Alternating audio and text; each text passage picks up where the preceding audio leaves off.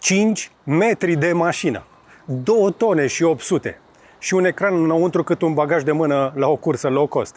Acesta este tot Cadillac Lyriq. Un fel de portavion american care, nu știu, a aterizat în România, așa cum aproape la jumătate de preț față de cât costa nou. Zici că lucrezi la rădăcini, dar eu nu lucrez, pentru că aici vine faza. Jumătatea aia de preț de care zic vine în două feluri. Pe de o parte, da, e un deal bun, dar mai există și niște probleme despre cum o să încarci mașina despre care trebuie să le știi. Le explic imediat. Le separăm întâi și începem cu partea cea mai importantă.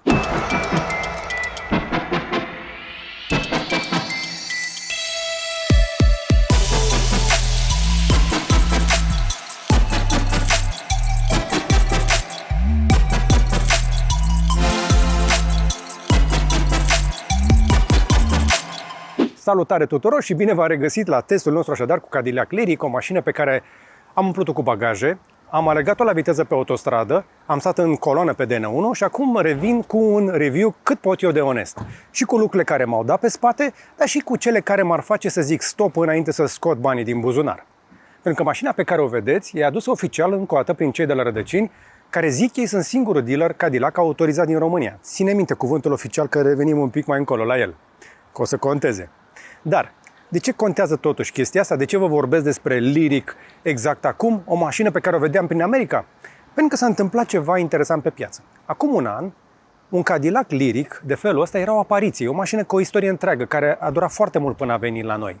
Vedeai una la vreo 2 luni, pe aici pe acolo, erau rare. Sunt foarte puține mașini de genul ăsta. Importatorii însă le aduc acum rulate cu kilometri puțini, la niște prețuri surprinzător de bune. Acum dealerii au început să le aducă în cantități destul de mari și la prețuri exagerat de bune. Unele sunt chiar și sub 40.000 de euro. Și aici începe povestea, pentru că un Lyriq care arată identic în poză poate să fie de fapt două mașini complet diferite pe dedesubt.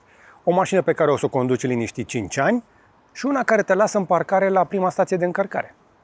Așadar, înainte vă arăt mașina, apoi vă arăt cum să nu vă păcăliți, pentru că se umple piața de tot felul de mașini. Hai să vorbim în primul rând despre portavionul ăsta. Lyriq încă o dată are 5 metri și 2 cm lungime și are 2 metri și 20 apropo lățime cu oglinzile desfăcute. Ocupă aproape tot locul de parcare și cântărește gol încă o dată 2774 de kg. Pe românește e mare cât un Q7 și greu cât un autobuz mic care face naveta prin militari. Unde în parcarea de la bloc o să-l cam simți în parcările alea înguste. Pe bulevard, în schimb, pe Chiselev are o prezență pe care nu poți să o cumperi la banii ăștia. Și trebuie să recunosc, grila asta în primul rând, grila 3D care se aprinde și semnătura verticală de lumini arată cu adevărat a mașină de peste 100.000 de euro. Pentru că exact atât a costat nouă. 83.000 preț de listă scrie chiar pe fișa de la importator. Mai dau niște taxe, niște chestii de felul ăsta și eu cred că asta e o mașină care acum 2-3 ani la 100.000 părea încă ieftină. Lux incomparabil. Mai că adevărata bombă e aici înăuntru. Și aici, încă o dată, Lyriq, cred eu că joacă într-o liga lui. Ai ecranul la mare curbat de acolo, 33 de inci, seamănă puțin cu ce am văzut pe la Lucid, are sistem audio AKG cu 19 boxe peste tot, plus difuzoare în tetieră din față care sunt absolut masive. Și o să spună inclusiv navigația la ureche fără să deranjeze tot habitaculul. Scaunele sunt ventilate, încălzite, cu masaj în față, ai volan încălzit, se încălzește separat spătarul dacă vrei cu șezutul și ai și masaj. Și vibrează în scaun, spre exemplu, senzorii de parcare. Da, și evident volan încălzit. Plus climatizare pe 3 zone. Aici în spate avem o singură zonă. Și avem și iluminare ambientală și plafon panoramic cu o perdeluță completă care se închide la buton. Apropo, are butoane. Are un control rotativ fizic acolo și o grămadă de butoane pe tot bordul. Poți să faci tot ce vrei la buton, inclusiv de pe ușă și de pe bord. Practic, Cadillac ți-a lăsat toate lucrurile importante la îndemână și ceva în plus. Și o să vă zic direct, la capitolul confort și lux, pur, în zona asta de preț, mai ales pe piața asta de rulate, nu prea am cu ce să compar mașina. Uite, zi-mi tu. Găsești ceva la banii ăștia electrică atât de bine dotată? Ăsta este un covor zburător. Serios, este o sufragerie zburătoare. Totuși, hai să-ți arăt câteva detalii. Deci, 1. Butoane de încălzire, butoane pentru fluxurile de aer, pentru viteza ventilatorului, pentru temperatura celor din spate sau dacă vrei să... Deci toate funcțiile de care ai nevoie, toate. tot ce vrei, da? La mână, plus 2 USB-C-uri aici și priză de casă. De America. Nu, eu cred că merge și de Europa, la cum arată. Cred că merge orice fel, merge și de UK, merge și de Europa, merge și de state aici. Am mai văzut mașini mari, dar așa spațiu ca asta în spate mai rar. Mai rar. Confortul este excepțional. Se simte clar cum cei de la Cadillac au băgat în mașina asta tot. Adică ăsta este un Cadillac care va îmbătrâni frumos, din toate punctele de vedere. Lemn, metal aici la cagheuri, piele din asta. Uite și tu ce buton l-a deschis și închis ușa. Adică îți controlezi geamurile care toate sunt laminate, cu protecție termică și cu auto și poți să închizi și să deschizi ușile și din spate. Inclusiv tu de acolo, dacă un copilul vrea să închidă mașina, toată mașina poate fi închisă și de cei din spate. Și ai un cărlic frumos aici, airbag-uri peste tot, lumină, mâner, microfon. Ai inclusiv microfoane pentru locurile din spate, deci un ambient mai confortabil, mai complet nu vei găsi. Și ce am admirat la cei de la General Motors este că pentru mașina asta și-au luat foarte mult timp până au dat-o gata și sunt unele chestii pe care trebuie să le respecti. Adică se simte că platforma este făcută de la zero să fie electrică, inclusiv pe locul din mijloc, nu? Nu e de 4+1, aici în cap 5. Iar cel de aici va avea parte de show. Deci numai pentru spate, dar hai să răși portbagajul. Spatele este spectacol, uite și tu, numai cum arată luminile astea, să băgăm niște imagini de noapte pentru că nu-i face cinste pe zi. Da? Știi, apropo, știi faza cu logo? Așa se deschide, 604, se aprind toate LED-urile astea, deci super tare. Sunt foarte multe chestii, easter eggs ascunse frumos prin ea. Uite și tu cât spațiu de încărcare, plus că dacă fac asta, până și mânerul de aici este cromat, mă. Și mai am încă spațiu de desubt aici. Și, vezi asta? Până și piesele astea de metal aici la încărcare. Băi, deci atenție la detalii în aia, stilul american, da?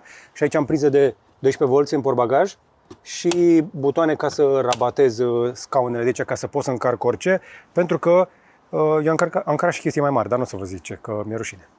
Dar am încărat. Adică dacă e SUV, m-am folosit de spațiu în ea și are și lumine. Băi, deci serios.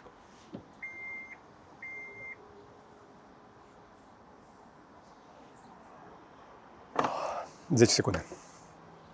Lyriq. Bă, dar e frumoasă? Bă, e super frumoasă. Deci mașina asta chiar este superbă. Nu-și ascunde formele, dimpotrivă. Rage în gura mare, că este lată, că este puternică și are tot ce vrei. Asta e una dintre piesele alea importante. Puteam să stau mult și bine.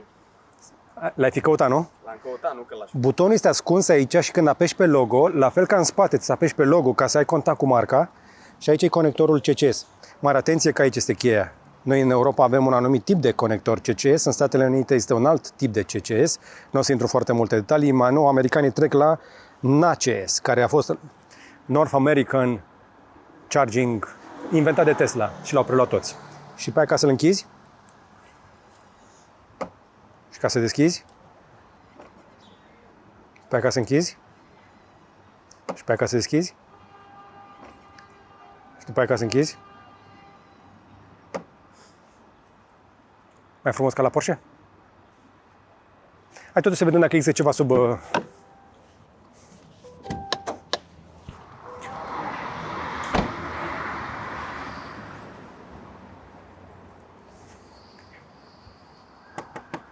Pentru pompier, ca să vină să taie de aici, în caz de incendiu. Ai, pălărie de pompier. Păi Cască, mă rog. Da, cască de pompier. Șmecher. Așa, pentru lichidul de parbriz și cam atât. Acolo este accesul la bateria de 12 V și aici e ground-ul. Da. Și cam atât, nu am spațiu de depozitare în față, au băgat foarte multe chestii pe aici. Cred că aș putea să mai investighez câte ceva, dar nu vreau să stric mașina. Așa. Aș uite mai logo Cadillac aici. Până și aici locul Cadillac și, bă, atenție la detalii. Uite și tu vezi? Insonorizare, deci tratament fonic inclusiv sub capotă. Iar aici, spre exemplu, îți spune unde este bateria și cum să o accesezi rapid. Astea sunt indicațiile pentru pompieri și aici ne spune că este sistem pe 400 de volți. Cei de la Cadillac au lucrat foarte multă vreme la mașina asta și au venit un pic cam târziu cu ea. Iar eu sunt pregătit să pariez, vă zic dinainte. Era deja de notorietate că de atunci de când au lansat-o la 80 ceva de mii, pierdeau bani la fiecare mașină vândută. Eu nu cred că vor să facă profit vreodată din mașina asta. Și tocmai de aia trebuie să ne bucurăm de ea cu plusurile, dar și cu minusurile ei. Ce-mi place la mașina asta? Că dacă pleci din ea și o lași pornită, nu se închide. Și continuă să meargă aerul condiționat. Și mașina e rece. Și ai butoane pentru tot. Și poți să descoperi chestii pe care le-ai rătăcit și nu știai unde ți-ai uitat ochelarii de soare. De ce crezi că am venit cu ochelarii ăștia? Uitați-mi pe ăștia în Cadillac. Aici ai un sertaraș. Acolo ai și torpedou pe care îl deschizi de aici. Mai ai un spațiu de depozitare aici. Aici scrie frumos Cadillac. Aici e USB-C. Aici este un spațiu foarte frumos îmbrăcat în care poți să-ți uiți geanta. După care vii frumos aici, ai gloss, buton de volum, rotiță pentru meniu, uite și tu, cu logo Cadillac, cu butoane pentru surse, cum te-ai obișnuit la mașinile de calitate, cu 2 cup holdere din astea.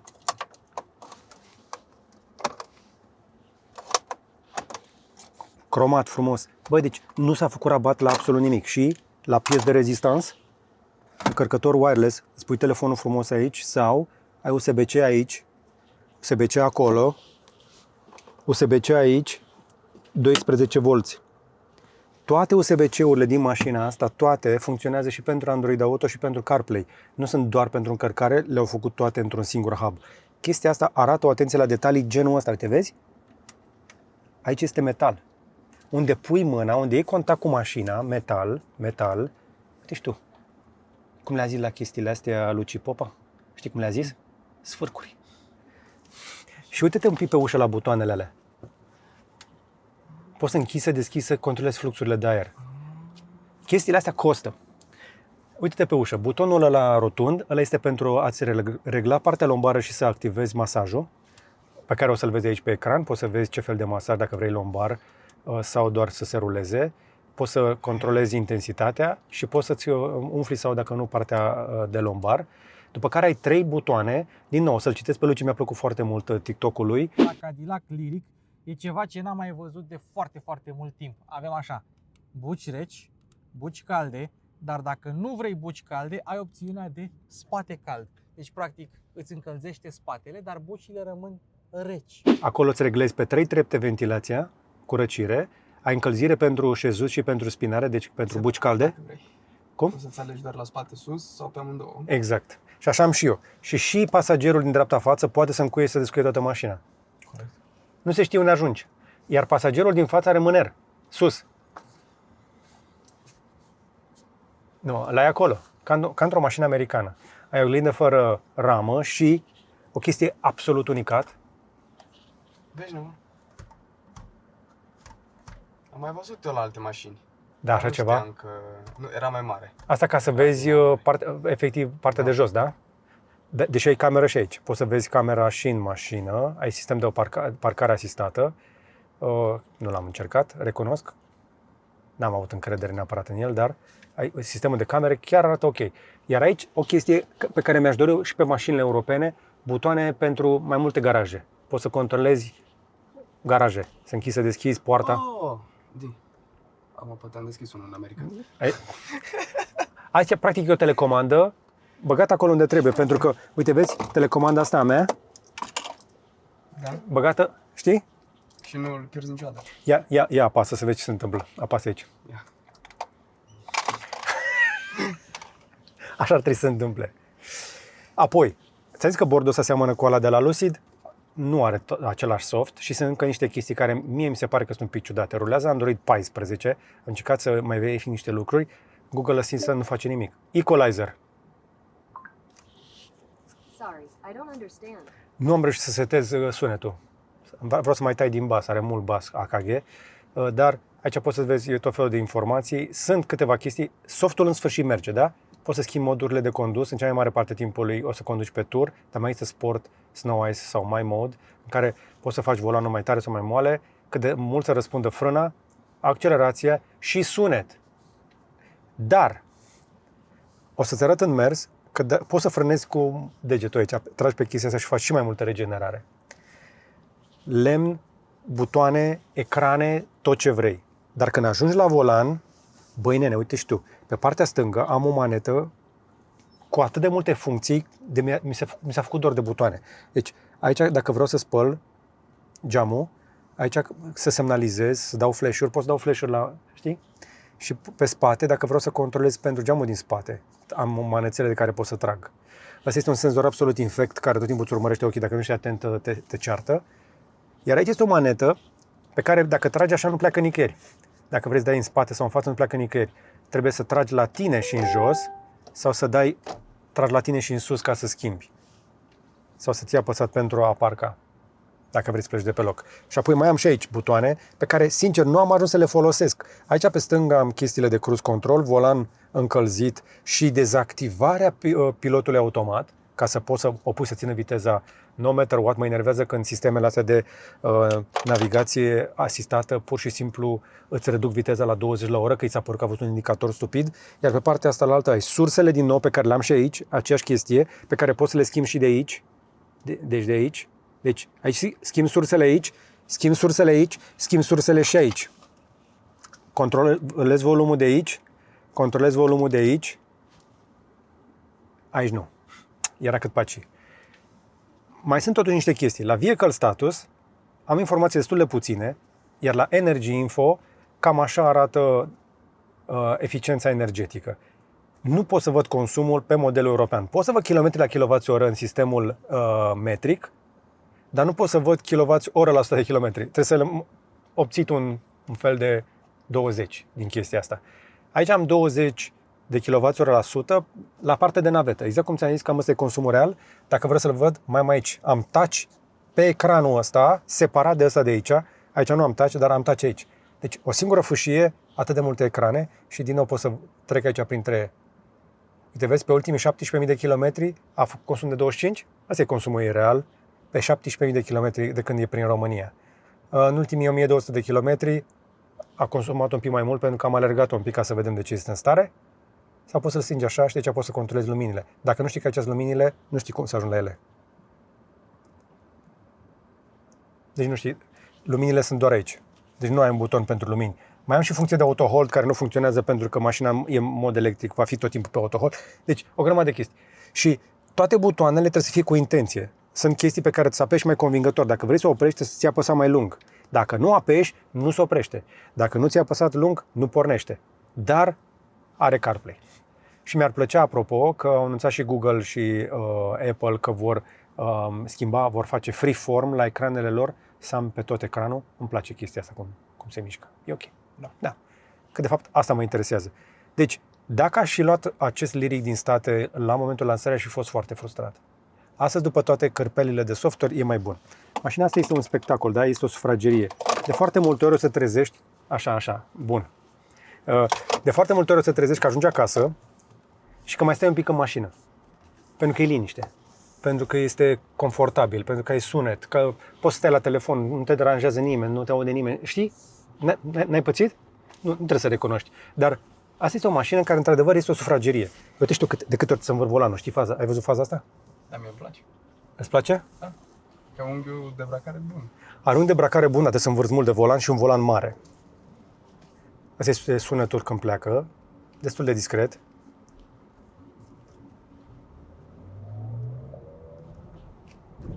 Mă simt că am plecat, deci am senzația asta că asfaltul de sub mașină suferă când plec. Și ce ziceam de denivelări? Ai simțit? Da. Bă, pentru asta ți-e Caddy. Pentru asta ți-e Caddy. Nu ți-e Cadillac-ul să-l alergi, deși poate, ci drumul ăsta al nostru prost, pe care am onoarea să-l testez la fiecare review. Mulțumim primăriei sectorul 1 pentru faptul că n-a mai trecut pe aici nimeni de la administrația drumurilor decât pentru niște gropi nasoale. Uite și tu, n-a fost nicio mașină, cred că doar Zeekr 001 se mai apropie, pentru că aia era pe suspensie pneumatică. Și 07-le. Și 07-le, da. Dar uite și tu, super confortabilă. Mașina este mută, nu se aude nimic de afară și, trebuie să vă zic o chestie, se simte ca o mașină nouă la 29.000. Mașina asta nu se simte veche. Acum trebuie să le mulțumim și celor care nu au fumat în ea înainte. O să vă zic direct. La capitolul confort și lux pur, în zona asta de preț, pe piața de rulate, nu prea am cu ce să compar mașina. Pur și simplu. Dar hai să vedem încă o dată cum merge. Pentru că eu cred că e un fel de covor zburător, nu mașină sport. Pentru că sub podea are 102 kWh de baterie și două motoare electrice, 528 de cai și un cuplu de, 610. Ideea că face 100 în 5 secunde și 30 mi-o să arăt imediat. Acum, să nu te aștepți la mașina asta să facă sport, deși are inclusiv un nivel de echipare numit sport. Lyriq nu vrea să fie rapid, vrea să fie liniștit. Și are o suspensie care se gândită în primul rând să înghită gropi din pipera fără să comenteze. Aici tot timpul spune că air quality este top pe PM2.5, are filtre mari, asta înseamnă că are ventilatoare mari. Percepția mea este că la 2 tone 800, cei de la General Motors știau foarte bine ce fac, știau clar că mașina nu va putea să fie foarte eficientă, dar au stat și s-au uitat așa la mașină și au zis: ce butoane scoatem? Păi nu scoatem. Au pus butoane aici, lumini, control, trapă, sticlă, fotolii mari, toată consola asta, spațiu de depozitare. Băi nene, mașina asta nu-i lipsește nimic. Uite și tu numai cum arată ornamentul de la boxă. Este aluminiu tot. Este o fâșie rotundă, rotunjită, care pleacă de acolo și vine pe lângă mâner până în spate. Uite cât metal. Deci, aluminiu, ornamente, crom, manete, nu au făcut rabat la nimic. Și mașina asta trebuie să ducă și o baterie care nu este pe high density, este pe 400 kW, este pe o chimie foarte solidă, care dă un discharge bun, că altfel nu putea să genereze atât de multă putere și demaraje de felul ăsta, dar cu toate astea nu este cea mai eficientă. Este primul lor SUV limuzină serioasă făcută, deși ei nu sunt la prima aventură cu o mașină electrică. Toți cei care au urmărit saga acestei mașini și istoria celor de la General Motors, ei au fost printre primii care au scos o mașină electrică. Faimosul Bolt, în prima variantă, a fost o mașină care la un moment dat era foarte căutată. S-au încăpățânat așa de tare că le-au răscumpărat și le-au scos de pe piață ca să le ascundă. Orgoliul ăsta american îmi place foarte tare. Dar între timp au mai scos și alte variante electrice. Au inclusiv Chevy Silverado în grup, care are inclusiv variantă electrică. Deci mă aștept de la cei de la General Motors să facă mai mult decât Hummer EV. Mamă, cum e Hummer. Deci asta, prin comparație cu Hummer, pare Dacia Spring. Pare Sandero, știi? Cum e Sandero ăla, așa pare asta față de Hummer-ul ăla, nenorocirea de... Cred că nici nu poți să conduci cu B-ul în Europa. Și la mașina asta, cred că dacă o mai lăsau încă un pic, dar după aia mai aduc aminte de Mercedes EQS Long Range și îmi trece. Are aceeași greutate. Deci, nu sunt americanii chiar așa în urmă la capitolul greutate, oricât de mult aș trola eu. Din punctul ăsta de vedere, s-ar putea ca pe undeva mașina asta la 29.000 de kilometri să fie un deal mai bun decât o mașină nouă. Că s-a lovit altcineva înaintea ta de problemele astea și încă mai are în față destulă garanție la baterie. Practic, asta e mașina care te relaxează după o zi proastă, nu e aia care îți crește pulsul. Are tot felul de chestii de asistență, de cele mai multe ori o să le folosești doar ca să mențină viteza. Mă bucur că am un buton pe care pot să apăs să revină la cruise control clasic, ca să nu mai frâneze singură. La capitolul consum, portavionul ăsta bea. Hai să fim sinceri, asta e chestia care o să doară pe oricine care o să vrea să facă drumuri lungi. Pe hârtie în VLTP scrie 22,5 kWh la 100 de km, ca așa calculăm. În realitate însă, eu am venit de la Ploiești la Vale și am reușit să scot 20. La navetă, 25. Dacă dai tare în ea, 30 și un pic. Iarna, mai pui încă vreo 5 kW la tot ce ți-am zis. Asta nu e o părere. Testele independente arată cam același lucru la toată lumea. La viteză mare, mașina asta este un zid. Mie mi s-a dublat consumul de la 80 la 110. Efectiv se dublează. Treci de la 15-16 la... Îți crește cu cel puțin 5 kW. E mare consumul? Da. E un deal breaker, cum zic americanii, depinde de tine. Pentru că dacă faci în principal oraș și drumuri scurte sau pur și simplu nu o să-i dai foarte tare până la mare, nu o să simți problema asta. Sunt mai nou stații rapide peste tot. Dar dacă vrei să te duci la Cluj, o să te oprești mai des decât într-o Tesla sau într-o mașină pe motorină sau într-o chinezească plug-in hibrid. Partea de încărcare însă, pe mașina asta, pe mașina corectă, e ușoară. Mașina pe care o vedeți eu, e aia oficială care se încarcă fără dureri de cap. La curent continuu rapid trage până la 190 de kW. E pe 400 de volți, e ok. Adică dintr-o stație serioasă prinzi cam 200 de kilometri în vreun sfert de oră. La drum lung e ok. Acasă pe trifazat, la 11 kW, o lași seara și dimineața e plină, care baterie mare, deci o să dureze 9-10 ore. Are și încărcare în curent alternativ pe 3 faze, da? Ceva ce o mașină pentru piața americană nici nu știe să facă. Țineți minte chestia asta, pentru că funcționează la prizele de la noi, inclusiv de la mine din carport. Și acum trebuie să separăm un pic apele între mașina bună și mașina capcană. Follow the money. Da? De ce este una mai ieftină pe piață? Pentru că mașina asta de la importator oficial e 58.000 de euro cu TVA, garanție 4 ani și baterie 8 ani.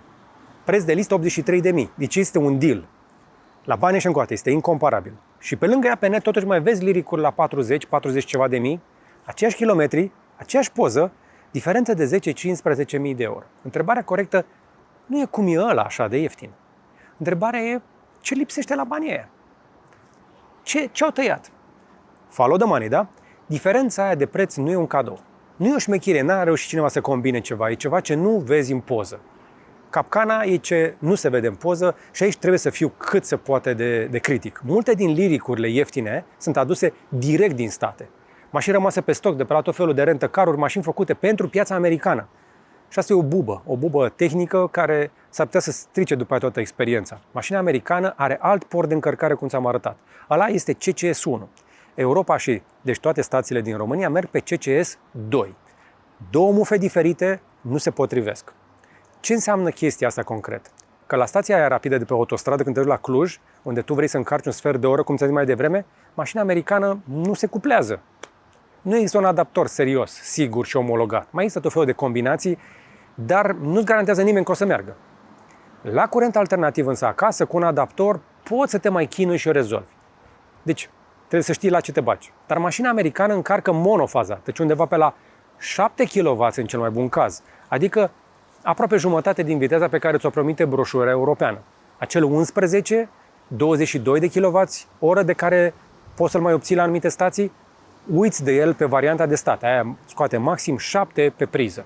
Așadar, ca să recapitulăm, mașina capcană nu încarcă rapid la drum lung. Încarcă doar foarte lent acasă. Pentru o mașină electrică ăsta e un minus. E o pedeapsă. Și nu se termină aici. Mai sunt 3 lucruri pe care vreau să le știți. 1. Garanția. Mașina americană nu are garanție Cadillac în Europa. Dealerul oficial nu o să-ți onoreze garanția pe un model adus pe șmecherie la container din state. Se strică ceva scump, mai ales baterie pe banii tăi. 2. Softul și serviciile conectate sunt o problemă, pentru că Lyric are servicii Google la bord și are update-uri care trebuie să vină prin internet. Alea se activează pe țara din care cumpăra mașina. Pe un exemplar american, în România, rămâi cu niște funcții moarte și fără toate actualizările, fără update-uri, care repară chiar și unele probleme de siguranță. Mașina e mai bună astăzi decât atunci când a fost lansată. 3. Detaliile de zi cu zi.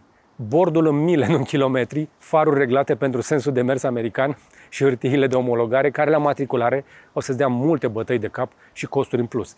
Are semnalizări galbene, asta este cel mai simplu semn. Deci, cum nu te păcălești?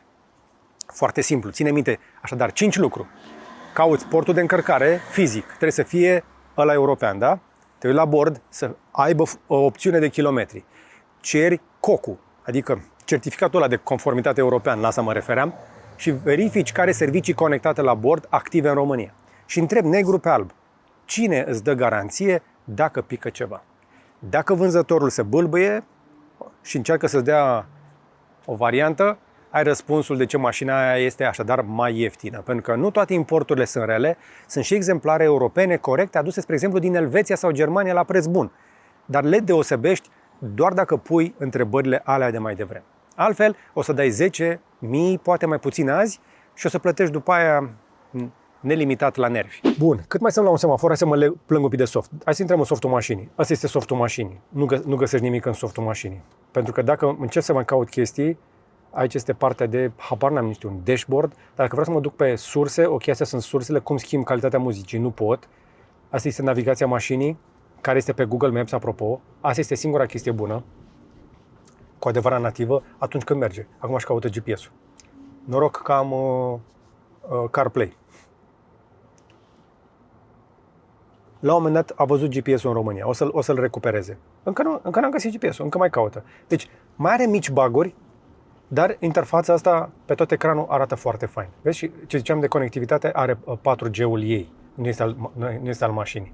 Dar în rest sunt puține chestii pe care le pot edita de aici. Pot să controlez partea de lumini, pot să mai am încă un buton dacă vreau să deschid de aici torpedoul, partea de autopark, senzorul de fur de aici. Sunt prea puține chestii în soft. Eu sunt convins că au scos din ele doar ca să le lase pe alea care doar merg. Și de aia cred că a dispărut partea de egalizare. Nu găsesc egalizarea. Să mă facă cineva prost la comentarii, să-mi spună, bă, Buhnici, era acolo. Pentru că nu o găsesc. Nu o găsesc. Am încercat-o și pe aia. Dacă tu o găsești, ești bun. Ai doar nivelul de volum, atât. Da. Mie nu-mi place așa de mult bas. Sunt foarte mulți oameni care setează basul prea sus sau producătorul îl lasă foarte sus și nu ai nevoie de atât de mult bas în mașină, mai ales într-o mașină silențioasă. Hai să vedem dacă chiar merg serviciile Google totuși în România, pe 4G-ul ăsta, pentru că Google Assistant recunoaște voce, text, dar nu dă răspunsuri. De-aia zic că e mai bine să te bazezi pe CarPlay și pe Android Auto. Ia, vezi, mă. Ce ai făcut, bobiță? Reset. Dar de ce acolo? Deci unde erau? La Google News. La Google News. Cum am ajuns la ele la Google News? Uite. Vezi? Setările și ai muzica și setările. Sound. Deci dai pe News. Dai pe News și îți apare asta de sunet. Da, n-are nicio logică. N-are nicio logică. Deci, sunt convins că am mai cârpit chestii care venind prin update-ul ăsta. E o mașină mai bună încă o dată decât atunci când s-a lansat. Și totuși, ca să fiu corect până la capăt, nici mașina oficială nu e fără bube. Și nu o să le ascund. N-am de ce. N-am contract cu ei. Pur și simplu mi-au dat mașina, noi am testat-o și facem testul pe bune. Lyric, chiar dacă arată ca un Cadillac, e o mașină tânără. Iar General Motors a avut destule rechemări în service pe mașina asta. Cea mai mare problemă e o problemă de frânare pe versiunile cu tracțiune integrală. Peste 20.000 de mașini au fost rechemate în stat. Au mai fost ecrane de bord care se negreau în mers și camere de marșarier care dădeau imagine gri. Toate s-au rezolvat prin update, dar îți arată că softul a fost cea mai mare problemă a lor la lansare. Eu nu le-am avut pe mașina asta, dar au existat și reclamații de încărcare capricioasă, sesiuni picate la stație, chiar și pe mașinile din state vândute acolo. A mai fost chiar și un proces în care niște proprietari au reclamat exemplare rămase moarte de tot. Desigur, acoperite de garanție, de a lăsat în drum. Nu e o regulă, dar nu e zero. O mașină nouă. De-aia pe Lyric, garanția și dealerul oficial nu sunt un moft, sunt jumătate din motivul pentru care cred eu că trebuie să plătești diferența, dacă chiar vrei mașina. Iar acum înțelegi de ce am insistat atât pe cuvântul oficial de la început. Acum hai să vedem partea care ne interesează cel mai mult.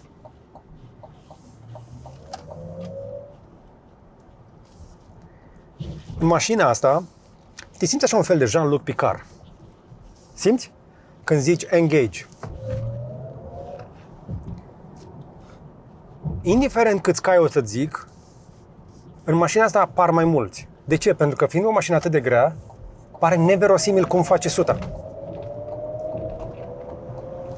Dar trebuie să fii foarte sigur pe ceea ce vrei să faci în viață, pentru că o mișcare greșită și poți transforma un Fiat 500 într-un Fiat 100 sau într-un Fiat 50 cu rest. Nu e vina lui, dar sunt 2 tone 800 versus mașini care sunt multe din ele la jumătatea masei acestei mașini. Însă, masa, o să vă zic o chestie, oricât de nemulțumit aș fi eu de mașini grele, că m-ați auzit, spre exemplu, și am lăudat Tesla pentru Model 3-ul long range single motor, o tonă 800. Mașina aia la o tonă 800 cu o baterie de 80 de kWh are o autonomie dublă față de asta. Deși are o baterie mai mică, pentru că e mai ușoară. Dar asta are ceva ce Tesla nu are. Chestia asta. Tu auzi cum trece peste denivelări? Băi, ne zici că ești în Orient Express. Ai senzația așa că plutește peste șine, știi? Că zici că este un covor zburător. Asta este senzația. De-aia am zis portavion. Mie asta îmi dă senzația că la portavion trebuie să iei decizia de dimineață că vrei să faci stânga. Programezi cu niște ore înainte, nu poți să întoarcă așa. Și aici și la mașina asta trebuie să fii foarte premeditat și foarte clar în ceea ce îți dorești în legătură cu ea, ca să scoți din ea adevăratul ei potențial. Asta e mașină de drum lung și linie dreaptă, nu de curbă. O să arăt imediat de ce. La drum lung, dar și la navetă va prelua denivelările exemplar, la viteze de croazieră exemplar, la 100 la oră încoată, ți auzi gândurile, la 130 poți vorbi la telefon fără să ridici vocea. Ăsta este marele iatu. Greutatea combinată cu anvelope cu balon mare și setarea asta soft de suspensii face mașina una dintre cele mai confortabile mașini pe care le-am condus. Dar, ia uite ce se întâmplă într-un giratoriu. Uite cât ruliu. Deci,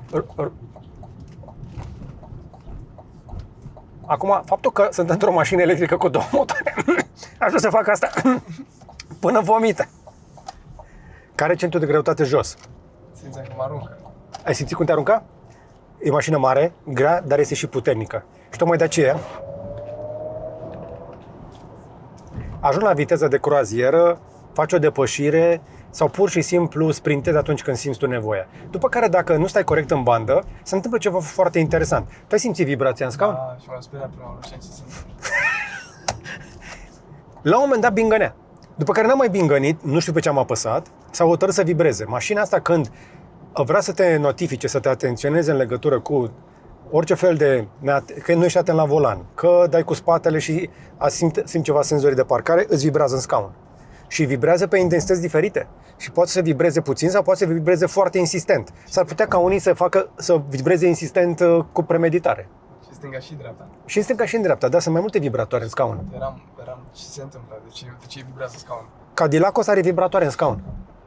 Luci, pentru buci reci, cu vibratoare în scaun. Asta ți-a scăpat?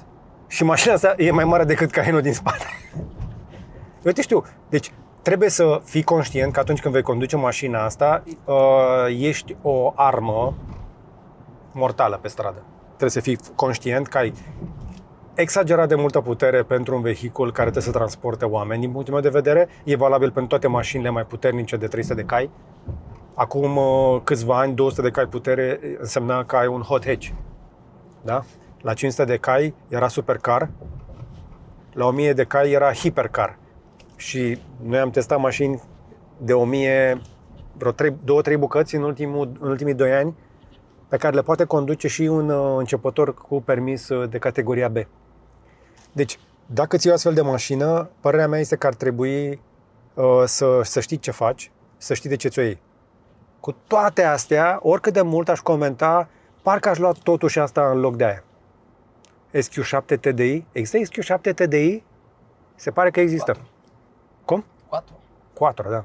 4. Deci, mașina asta seamănă cu Q7 mai mult decât crezi. Doar că la asta nu te costă plinul 600 de lei. Nu? Cu toate că nici la asta nu o să scapi foarte ieftin. Adică dacă încarci totuși doar la stații rapide, n-ai cum să te apropii. Tot la jumătate de preț rămâi.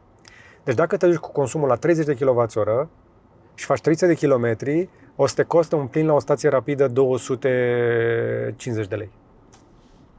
Deci te costă sub 1 leu pe kilometru curentul la mașina asta. Nu e rău, nu? Merge. Da, dar la diesel, dacă ai avea un consum de 12, tot acolo ai fi. Deci, nu-ți iei Cadillac Lyriq neapărat pentru consum sau pentru drum lung. Eu am reușit să fac naveta cu mașina asta fără probleme. Câte vreme faci naveta și mergi mult prin oraș, consumul o să fie mic, dar odată ce ridici viteza, asta e chestia care m-a surprins cel mai tare. De la 80 la 110 mi-a crescut consumul cu cel puțin 5 kWh. E destul de mult și asta e pentru că mașina este foarte mare și foarte lată. Efectiv, cu cât este mai mare în față, cu atât va împinge mai mult aer. Dar e un Cadillac. We don't care. Da. Mi-a scăpat ceva important? Nu cred. Cam atât pentru un test așadar de o săptămână. Vreau să le mulțumesc celor de la Rădăcini care ne-au împrumutat mașina, dar mai am câteva concluzii pentru cei care se gândesc totuși să o ia pe aia mai ieftină pe care au văzut-o pe net. În concluzie, pentru cine e mașina asta? Să-i dăm un verdict. Cui poți să-i recomand eu mașina asta? Că nu pot să-i recomand încă lui Bucnici. Dar dacă tu vrei lux adevărat, liniște, spațiu, interior, covor zburător, portavion american, SUV mare, și dacă faci mai mult naveta, eu cred că Lyriq e mișto. Ăsta a luat oficial așa. Confortul pe care ți-l dă la banii ăștia nu prea are rival. Dacă treci pe lângă autostradă și numeri fiecare kilowatt la eficiență, Mai gândește-te, mașina asta încă o dată, bea mult, curent. O să te oprești mai de la drumurile lungi. Și dacă te tentează un import ieftin fără să verifici portul, hârtiile și garanție încă o dată, lasă mașina, nu te uita la ea. Banii pe care o să-i economisești azi, îi dai înapoi cu dobândă, în nervi, în facturi. Dar asta e părerea mea, fără rezerve, da? Pentru că mașina chiar e bună, povestea din spatele prețului însă e totul. Întreabă, verifică și abia apoi semnează. Și poate devii prosumator ca să nu te deranjeze cât consumă curent. Dar dacă lucrați în domeniu, importator, dealer, electrician de stații, da? Haideți la comentarii și spuneți-mi dacă aberez. Sau dacă mai e ceva ce ar trebui să știe oamenii și încă nu s-a aflat. Haideți, veniți acolo jos și dați-ne o mână de ajutor. Pentru că dacă v-a fost de folos, poate ar vrea să afle și alții. Și poate dați materialul ăsta mai departe, ca să afle toată lumea, că m-a oprit cineva ieri în Lidl și m-a întrebat: nu-i chiar așa de bună cum ziceau băieții pe net, că am văzut mai multe review-uri în România. Fiecare își face review cum știe mai bine, ăsta a fost review-ul meu. Like, share și subscribe și până data viitoare să vă fie numai bine. Și la final trebuie să le mulțumesc mai ales membrilor noștri care ne susțin cu abonamentele lor și văd materialele noastre în avans. Dacă ai obținut vreodată un pont bun, un sfat, ai făcut o economie sau ți-ai luat ceva care ți-a folosit, poate devii membru măcar o lună. Sau poate luna asta îți faci upgrade de la abonament. Ce zici? Te bagi?